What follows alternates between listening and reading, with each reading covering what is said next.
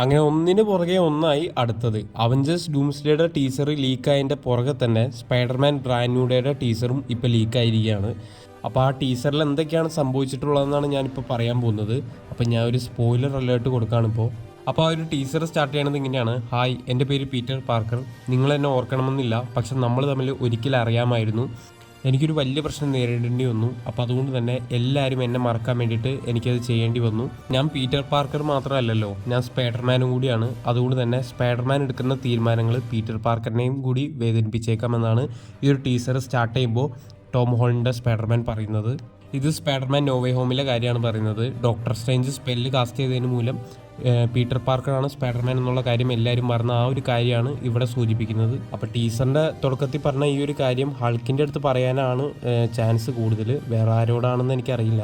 പിന്നെ ടീസറിലുള്ള ബാക്കി പോർഷൻസ് ഒന്നും അത്ര ക്ലിയർ അല്ല. സേഡി സിങ്ങിനെ കാണിക്കുന്നുണ്ട്, പിന്നെ നിഞ്ചാസ് ആയിട്ടുള്ള ഒരു ഫൈറ്റ് സീൻ കാണിക്കുന്നുണ്ട്. എന്തായാലും ഈ ടീസറൊക്കെ ലീക്ക് ചെയ്യണത് മാർവൽ തന്നെയാണെന്നാണ് എനിക്ക് തോന്നുന്നത്. ഇത് അവരുടെ ഒരു നെഗറ്റീവ് മാർക്കറ്റിംഗ് തന്ത്രമായിട്ടാണ് എനിക്ക് തോന്നിയിട്ടുള്ളത്. അപ്പോൾ ഈ വീഡിയോ ഇഷ്ടപ്പെട്ടാൽ ഒന്ന് ലൈക്ക് ചെയ്യുക, ചാനൽ ഒന്ന് സബ്സ്ക്രൈബ് ചെയ്യുക. അപ്പോൾ ഓക്കെ, ബൈ.